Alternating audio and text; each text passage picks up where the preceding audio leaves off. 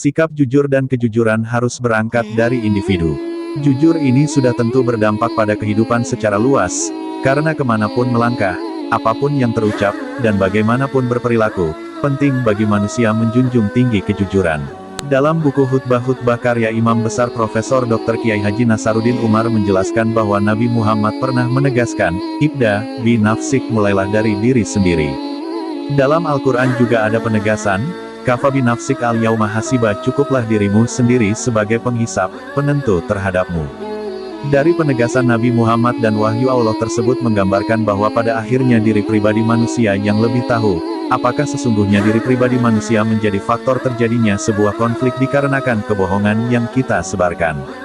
Apalagi di era digital seperti sekarang di mana informasi mudah kita dapat, mudah kita buat, dan mudah kita sebarkan sendiri.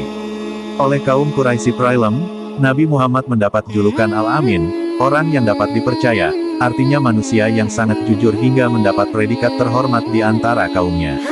Muhammad memulainya dari sendiri dan berdampak pada kebaikan untuk orang lain dan orang-orang di sekitarnya. Muhammad ketika berumur 12 tahun kerap mengikuti pamannya Abdul Muthalib untuk berdagang. Bahkan kadang-kadang ia ikut berdagang hingga ke negeri jauh seperti Syam, Suriah. Diceritakan dalam Sirah Nabawiyah, tidak seperti pedagang pada umumnya, dalam berdagang Muhammad dikenal sangat jujur, tidak pernah menipu baik pembeli maupun majikannya. Muhammad juga tidak pernah mengurangi timbangan ataupun takaran. Muhammad juga tidak pernah memberikan janji-janji yang berlebihan, apalagi bersumpah palsu. Semua transaksi dilakukan atas dasar sukarela, diiringi dengan ijab kabul. Muhammad pernah tidak melakukan sumpah untuk meyakinkan apa yang dikatakannya, termasuk menggunakan nama Tuhan. Pernah suatu ketika Muhammad berselisih paham dengan salah seorang pembeli.